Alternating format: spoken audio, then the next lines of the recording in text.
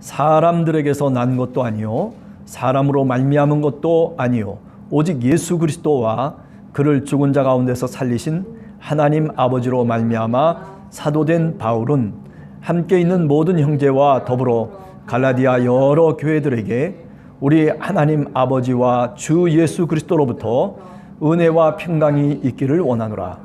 그리스도께서 하나님 곧 우리 아버지의 뜻을 따라 이 악한 세대에서 우리를 건지시려고 우리 죄를 대속하기 위하여 자기 몸을 주셨으니 영광이 그에게 세세토록 있을지어다. 아멘. 네. 우리가 수요 기도회 때에 데살로니가 전서를 읽으면서 제가 말씀드렸던 것 가운데 하나가 뭐냐면 바울 서신 가운데 가장 먼저 쓰여진 서신이 뭐라고요? 데살로니가 전서예요. 그 다음에 쓰여진 것이 이 갈라디아서가 아닐까라는 생각을 학자들은 많은 사람들이 하고 있습니다. 조금 좀 더 성서적이고 신학적인 얘기들을 같이 나누려고 그렇게 생각을 합니다. 우리가 고린도전서 1장을 한번 이렇게 보시면은 여러분들이 금방 이런 식으로 인사하는구나. 하나님의 뜻을 따라 그리스도 예수의 사도된 바울은 또는 누구는 고린도에 있는 하나님의 교회에게 뭐 이렇게 저렇게 해가지고 은혜와 평강이 너에게 있을지어다. 그렇게 얘기를 하거든요. 그게 이제 고린도전서, 고린도후서, 로마서 할 것 없이 뭐 데살로니가 전후서도 마찬가지겠죠. 다 바울 서신의 첫 번째 이야기는 다 인사말이에요. 그런데 유독 이 갈라디아서만큼은 좀 달라요. 왜 그럴까요? 왜 이렇게 처음부터 사람들에게서 난 것도 아니요 사람으로 말미암은 것도 아니요 오직 예수 그리스도와 그를 죽은 자 가운데서 살리신 하나님 아버지로 말미암아 사도된 바울은 왜 이런 식으로 얘기했을까요? 그것에 대한 답은 뭐냐면 지금 사도 바울이 논쟁하고 있다는 거예요. 누군가 상대방이 있어요. 지금요. 갈라디아 교인들에게 편지를 쓰면서 바울이 생각하고 있는 바울의 대적자가 있어요. 근데 그 대적자들이 늘 사도 바울을 가리키면서 뭐라고 비난을 해대냐면 저 사도 바울은 사도가 아니다라고 비난을 하는 거예요. 언제 예수 그리스도를 만난 적도 없고 그리고 예수 그리스도의 제자도 아니고 그죠? 어느 날 갑자기 다메섹 도상에서 자기가 부활하신 그리스도를 만났다라고 얘기하면서 그러면서 교회를 찾아와가지고 그래가지고 그때부터 나는 이방인의 사도다. 사도를 빙자해서 교회를 개척하고 복음을 전하는 그런 전도자로서 살아갈 뿐이지 사도의 자격이 있는 게 아니다. 사도행전 1장에 보면 이 마띠아라고 한 제자를 다시 새롭게 선출할 때 그 기준이 뭐냐면 예수 그리스도와 함께 있었던 사람이에요. 그죠? 근데 사도 바울의 경우에는 예수 그리스도와 함께 뭐 살은 적도 없고 만나본 적도 없는 낯선 한 사람이죠. 어떻게 보면. 그런 면에서 보면 예루살렘 교회라든지 기독교회의 입장에서 보면 사도 바울이 이단적인 사람이라고 그렇게 취급할 수 있었던 거죠. 그렇게 비난을 항상 받으면서 사도 바울은 이방인의 선교사로서 살아갈 수밖에 없었어요.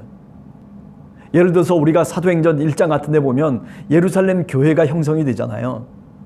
그렇죠? 2장으로 넘어가서 오순절날 성령이 임하고 그래서 교회가 형성이 되고 그리고 120명이나 되는 많은 사람들을 통해서 사실은 이제 교회가 복음을 전하기 시작하거든요. 그런데 여기 사람들에게서 내가 사도로서 부름받은 것이 아니라는 거죠. 지금 사도 바울은 뭐냐면 나는 저 예루살렘 교회와는 상관없는 사람이라는 거예요.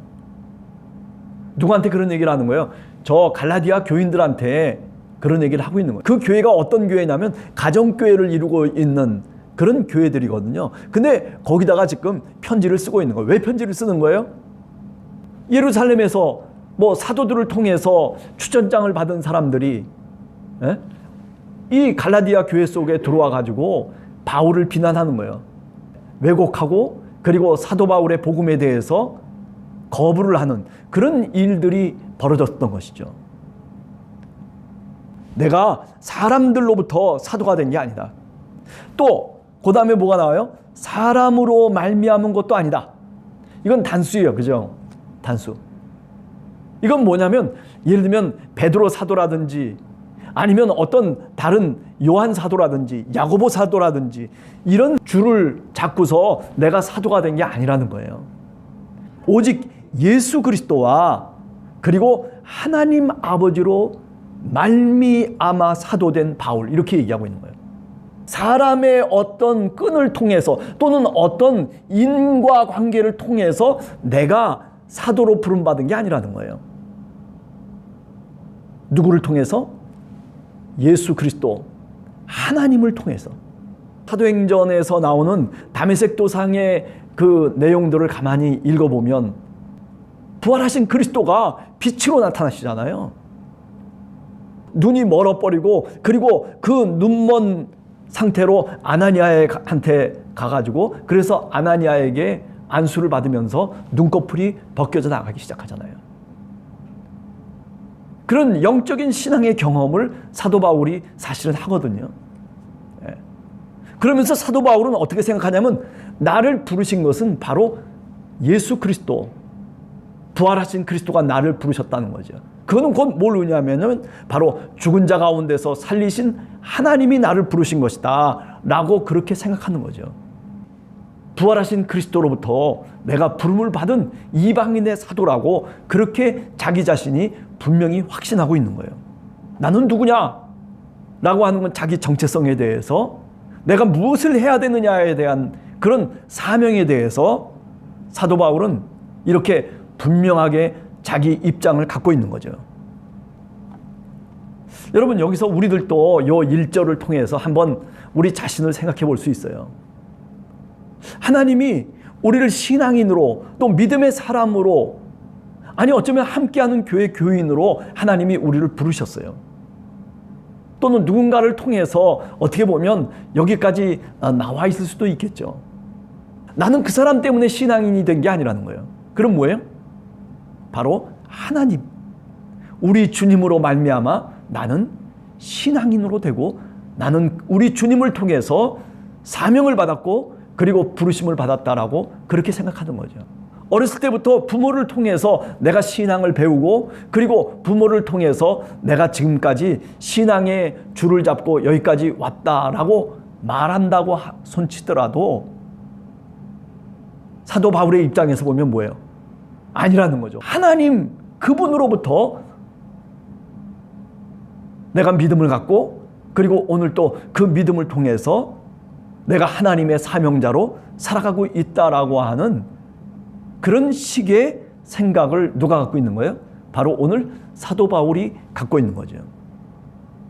여러분, 이런 점에서 우리들도 이런 아주 자기 정체성이 분명한, 그렇죠? 그런 신앙의 고백을 오늘 우리들도 해야 될 필요가 사실은 있어요. 나는 우리 어머니 때문에, 나는 우리 아버지 때문에 그런 것이 아니고 나는 누구 때문에 신앙생활 하는 것이 아니죠. 그렇죠? 하나님이 부르셨어요. 예수 그리스도가 우리에게 믿음을 허락해 주셨어요. 우리는 누구 때문이 아니라 바로 우리 주님으로 말미암아서 함께하는 교회 성도가 된 거예요. 네. 믿으시기 바랍니다. 자, 그리고 2절에 들어갑니다. 함께 있는 모든 형제와 더불어 갈라디아 여러 교회들에게, 그죠? 혼자서 독불장군으로 뭐 이방인의 사도가 됐다라고 내가 주장하고 그리고 나는 이방인의 사도다 이렇게 외친다고 해서 이방인의 사도가 되는 건 아니잖아요. 나는 하나님으로부터 부름을 받았습니다. 나는 예수 그리스도의 제자입니다. 이렇게 얘기한다고 되는 건 아니잖아요. 그죠? 나 혼자의 신앙이 아니라 같이 함께 그 뜻을 같이 하는 사람들이 있는 거예요. 그죠? 늘 나 혼자가 아니라 함께 공동체를 이루면서 그리스도의 몸과 지체로서 사실은 살아가는 신앙의 과정, 이것이 참 신앙의 어떤 모습이라고 말씀드릴 수가 있는 거죠. 사도 바울은 그렇게 생각했어요. 내 옆에 누군가가 내 손을 잡아줘야 돼요. 그죠? 우리가 이렇게 함께하는 교회 성도가 된 것은 내 옆에 있는 내 지체, 내 이웃의 손을, 또는 이웃이 내 손을 붙잡아 주었기 때문에 그렇습니다. 네. 제가 목사로서 이렇게 살아갈 수 있는 것도 사실은 내 옆에서 같이 함께 여러분들이 기도해 주기 때문에 사실은 목사로서의 직을 수행해 나갈 수 있는 거죠. 장로님이건 권사님이건 또는 안수 집사님이건, 그죠? 서리 집사님이건 또는 상관없어요. 중요한 것은 뭐냐면 이렇게 그리스도의 몸과 지체로서 같이 함께 한 몸을 이루면서 기도로서 서로 손을 붙잡고 함께하는 그런 모습이 신앙인의 모습이고, 그것이 바로 교회의 참 모습이라고 말씀드릴 수가 있는 거죠. 한 사람 한 사람 연약한 사람들이지만은, 그러나 그 연약한 사람들이 같이 함께 마음을 같이 하고 그리고 뜻을 같이 할 때 그게 바로 교회를 세우는 능력이 되고, 그것이 바로 강한 뿌리를 내릴 수 있는 신앙의 근거가 된다는 것이죠. 그렇습니다. 오늘 2절에도 함께 있는 모든 형제와 더불어 갈라디아 여러 교회들에게 은혜와 평강이 있기를 원하노라. 예, 그죠? 예. 우리 함께하는 교회 성도들 한 사람 한 사람, 그리스도의 몸된 지체로서 여러분들에게도 이와 같이 주 예수 그리스도로부터 오는 은혜와 평강이 있기를 간절히 원합니다. 변함없이 우리를 항상 평강으로 이끌고 믿음으로 우리에게 확신을 주면서, 그러면서 우리를 이끌어갈 수 있는 바로 그 은혜와 평강은 누구로부터 오는 겁니까?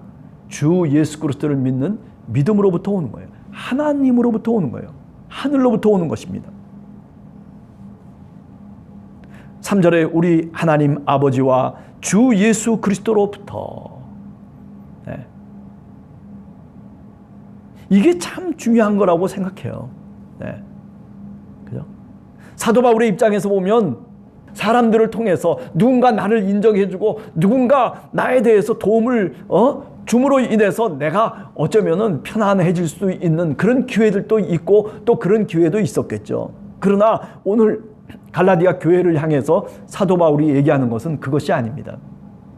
내가 받는 은혜와 내가 마음속에 평강을 누리는 그 평강이라고 하는 것이 나는 다른 무엇으로부터가 아니라 바로 우리 하나님 아버지와 주 예수 그리스도로부터 오는 은혜와 평강을 나는 누리기를 원한다 라고 하는 그 고백을 오늘 3절에서 사도 바울이 하고 있는 것이다 라고 하는 겁니다. 예. 저도 이렇게 사도 바울처럼 하나님 아버지와 우리 주 예수 그리스도로부터 저도 한 해 동안 은혜와 평강이 있기를 간절히 원합니다.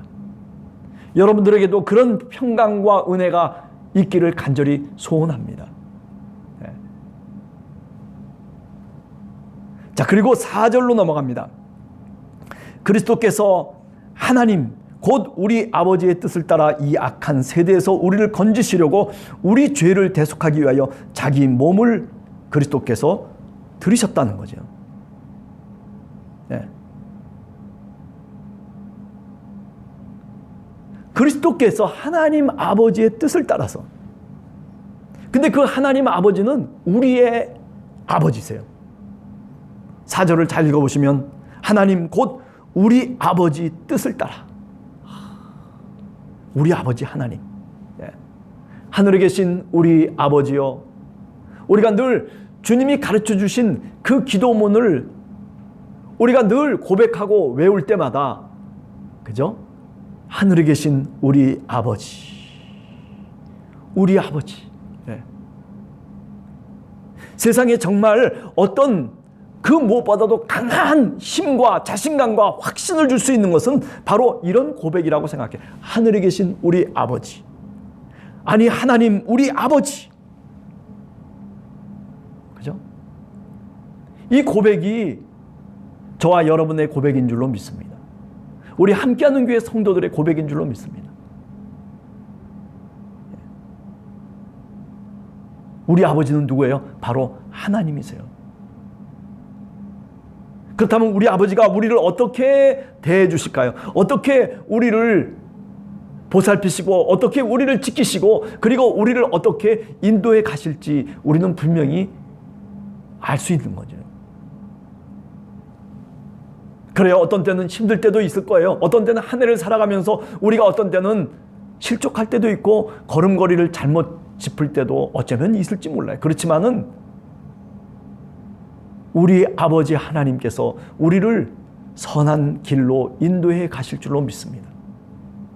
합력해서 선하게 이끌어 가시는 그 우리 아버지의 은혜를 우리가 분명히 오늘 또, 그죠? 이 수요 기도회 때 우리가 고백해야 될 줄로 분명히 믿습니다. 그러면서 얘기하고 있어요. 이 악한 세대에서 우리를 건지시려고. 세상이 악하다는 거예요. 여러분, 세상은요 원래 악해요. 예수 그리스도를 믿는 우리들이, 하나님의 자녀들이 살아가기에는 굉장히 어두운 세상이에요. 하나님의 뜻을 따라서, 하나님의 빛을 따라서 빛의 자녀로서 산다는 것이 사실은 굉장히 힘든 모험일 수도 있어요.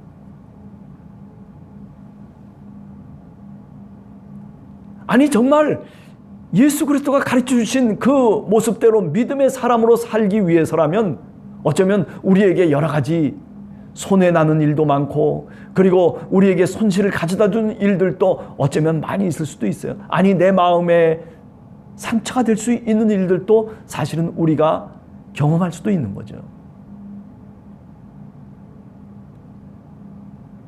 그래요. 이 세상은요 선한 세상이 아니에요. 여러분들이나 제가 생각하는 것보다 훨씬 더 부패되어 있는 세상이, 바로 타락되어 있는 세상이 바로 오늘 우리가 살아가는 삶의 자리인 줄이. 겉으로는 거룩하고 겉으로는 뭐 대단한 것처럼 얘기하지만, 그러나 결국 나중에 보면 다 뒷구멍에 보면 다 사실은 부패되어져 있고, 그리고 얼마나 죄악된 모습을, 냄새나는 모습으로 밝혀지는지 우리는 너무나도 많은 것들을 경험하면서 살아가는 시대 속에 우리는 살아가고 있어요. 그런데 이 악한 세대로부터 우리를 건지시기 위해서, 내 힘으로는 어떻게 할 수 없어요. 내 힘으로는 이 세상 속에서 빛으로 살아갈 수가 없어요. 빛의 자녀로 살아갈 수가 없어요. 누구의 도움이 필요해요? 바로 우리 주님의 도움이 필요한 거예요. 주님이 우리를 건지셔야 돼요. 하나님이 우리를 건지셔야 돼요. 성령이 우리를 붙잡지 아니하시고는 우리가, 그죠? 빛의 사람으로 살아갈 수가 없는 세상이에요.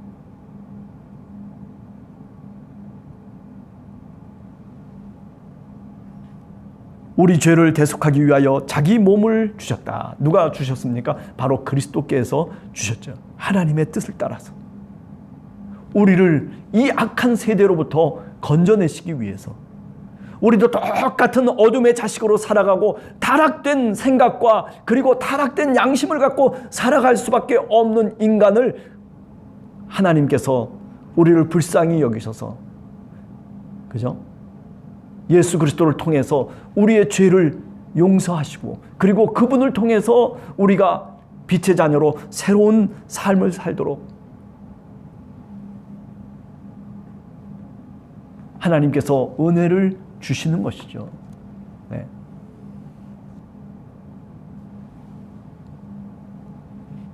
아니 갈라디아서를 쓰고 있는 이 사도 바울의 시대도 마찬가지였어요. 사도 바울이 얼마나 혼자서 고군분투를 합니까? 복음을 위해서 이방 세계의 교회를 개척하면서 수 없는 고통과 고난 속에서 그죠? 40에 하나를 감하는 태형을 5번이나 맞으면서 죽음의 고비, 그리고 바다와 육지의 그 위험의 고비들을 넘겨가면서, 그러면서 얼마나 복음을 위해서 동분서주하면서 그렇게 주님의 복음을 전파합니까? 그런데도 불구하고 이렇게 많은 사람들이 비난하고, 많은 사람들이 손가락질하고, 많은 사람들이 그 일을 방해하고, 그리고 그를 멸시하고, 예? 그런 일들이 사실은 사도 바울의 시대 속에서도 일어나고 있는 거예요. 사도 바울도 어쩌면은요, 왜 세상이 이럴까라고 어쩌면 고민했을 수도 있어요. 아니, 예수 믿는 사람들까지도 왜 이럴까? 예? 주님의 제자라고, 주님의 사도라고 하는 그렇게 훌륭한 사람들도 왜 이럴까? 갈라디아서 2장에 들어가 보면 안디옥 사건 얘기하잖아요. 이방인들하고 같이 다 식사를 하고 있다. 예루살렘으로부터 사람이 왔다는 소식을 듣고 어떻게 해요? 다들 도망치는 거예요. 외식을 하고. 그래서 사도 바울이 베드로를 향해서 꾸지람을 합니다. 베드로, 너가 그럴 수가 있느냐? 바나바에 향해서도 마찬가지죠. 오늘 이 갈라디아서 1장 1절부터 5절까지를 우리가 읽어봤습니다. 우리가 신앙인이라면 적어도 우리가 어떤 신앙을 갖고 정말 오늘 우리가 살아가는 이 시대 속에서 살아야 될 것인가? 네? 우선 첫째는 뭐라고 그랬어요? 네. 자기 정체성이 분명해야 돼요. 네. 나는 분명히 예수 그리스도와 그리고 우리 하나님 아버지로 말미암아서 내가 성도가 된 거예요. 내가 함께하는 교회 교인이 된 것은 그냥 어떻게 하다 보니까 여기까지 오게 됐어요 라고 말씀하시면 안 되는 거예요. 하나님이 이 자리에 보내주셨다는 겁니다. 하나님의 뜻이 있고 하나님으로 말미암아서, 주 예수 그리스도로 말미암아서 내가 함께하는 교회 성도로서, 그죠? 부르심을 받았다라고 하는 거죠. 그렇다면 내 사명이 뭐겠어요? 그 사명에 응답하는 것이 뭐예요? 바로 우리 자신들, 우리 성도들이 가져야 될 본분이다라고 하는 것을 우리가 다시금 깨닫게 되는 것이죠. 나 혼자, 그죠? 기도하고, 나 혼자 신앙생활하고, 나 혼자 뭔가 신앙인으로 살아가는 그런 데서부터 벗어나야 돼요. 내가 남들과 더불어서 함께 할 수 있는 그런 능력이 부족하다면 자꾸 그것을 위해서 기도를 해야 돼요. 주님, 저도 다른 사람의 손을 붙잡게 해주시옵소서. 주님, 같이 함께 웃을 수 있고, 같이 함께 울 수 있고, 같이 함께 손을 붙잡고, 그리고 하나님의 역사를 이루어가는 그런 성도가 되게 하여 주시옵소서 라고 그렇게 기도해야 되는 거예요. 우리 주님도 그러셨잖아요. 누구든지 대접을 받고자 하는 자마다 먼저 남을 대접하라는 거 아니에요. 내가 먼저 손을 내밀면 되는 거예요. 그게 좀 힘들면 주님 기도를 하세요. 주님 기도합니다. 내가 먼저 손을 내밀고, 내가 먼저 말을 하고, 내가 먼저 웃어주고, 내가 먼저 뭔가 대접할 수 있는 그런 능력과 힘을 주님 저에게 주시옵소서 라고 그렇게 한번 기도해 보세요. 올 한 해 동안 그렇게 기도하면 내 성격이 달라지고, 내 품성이 달라지고, 그리고 내 사는 각도가 달라져 버리는 거죠. 그래서 보다 더 하나님의 뜻 가운데 풍성한 은혜와 평강이 임하는 그런 삶을 여러분들이 분명히 살 줄로 믿습니다.